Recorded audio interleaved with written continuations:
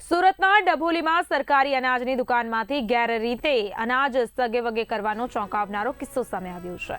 લાંબા સમયથી ચાલી રહેલી આ ગેરરીતિથી કંટાળીને સ્થાનિક લોકોએ જનતા રેડ કરી કૌભાંડનો ભાંડો ફોડી નાખ્યો।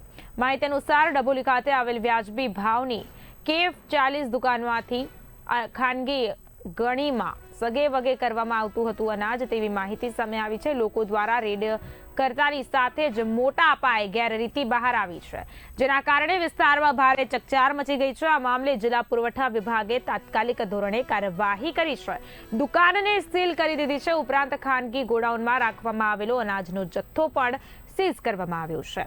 પ્રાથમિક તપાસમાં સમગ્ર કૌભાંડમાં મોટા માથાઓની સંડોવણી હોવાની શંકા વ્યક્ત કરાઈ રહી છે। જી હા, બિલકુલ સ્થાનિક સ્તરે હિમાંશુ, નાગજી, કૈલાસ, બંસીધર અને રાહુલ નામના ઇસમોના નામ ચર્ચામાં છે। જો તેમની કોલ રેકોર્ડિંગની તપાસ કરવામાં આવે તો અનાજ ચોરીના આ કૌભાંડનો મોટો પર્દાફાશ થવાની શક્યતા વ્યક્ત કરવામાં આવી રહી છે। ઉલ્લેખનીય છે કે અગાઉ સચિન વિસ્તારમાં પણ આવી જ પ્રકારની અનાજ ચોરીનું કૌભાંડ ઝડપાયું હતું।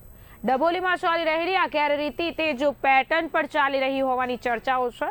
સરકારી ગોડાઉનમાંથી અનાજ બારોબાર સગેવગે થતું હોવાની રાવને પગલે હવે તંત્ર દ્વારા વધુ સઘન તપાસ હાથ ધરવામાં આવી છે। આ સમગ્ર ઘટનાએ સરકારી અનાજ વિતરણ વ્યવસ્થાની પારદર્શિતાને લઈને ગંભીર પ્રશ્નો ઉભા કર્યા છે। આ જવાબદારો સામે કડક કાર્યવાહી કરવાની માંગ ઉઠી રહી છે। આ દુકાન કરીબન 12 તારીખ આજુબાજુ અમને લોકોની ઘણી બધી ફરિયાદો મળેલી હતી કે આ વિસ્તારમાં અનાજ અમને પૂરતું આપવામાં આવતું નથી। એ માટે અમે અહીં તપાસ કરેલી તો બપોરના સમયે ગોડાઉનમાં ખૂબ જ મોટા પાયે જથ્થો અનાજનો હતો અને બપોરના સમયે એ લોકોના પ્રાઇવેટ વાહનમાં એ જથ્થો અન્ય જગ્યાએ ખસેડવામાં આવી રહ્યો હતો। ત્યારે અમે પુરવઠા અધિકારીઓને બોલાવી અને એની તપાસ કરાવી તો પુરવઠા અધિકારીઓએ પણ આ જથ્થો સીલ લગાવેલો, દુકાનને પણ સીલ લગાવેલું, પણ એનો સમય પણ ઘણો જતો રહ્યો છે, એના પર ઝડપી કાર્યવાહી થઈ નથી।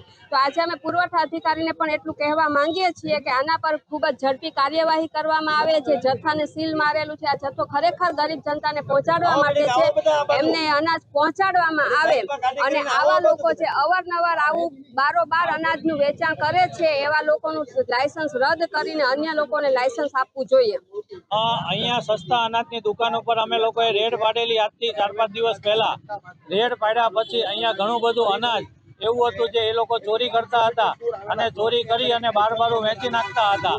તો એમાં અમે અધિકારીઓને જાણ કરી અને અધિકારીઓ અહીંયા આવ્યા પછી એને એવી જે સખ્ત કાર્યવાહી કરવામાં આવી નથી અને દુકાનને ખુલ્લી રાખવામાં આવી।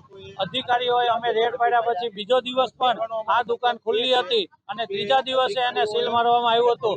તો અધિકારીઓની પણ આની અંદર મિલીભગત છે। તો અમારું કહેવું છે કે આ દુકાનના જે સંચાલકો છે એ સંચાલકોનું લાયસન્સ રદ કરવામાં આવે અને નવા કોઈ સારા વ્યક્તિને આનું લાયસન્સ આપવામાં આવે।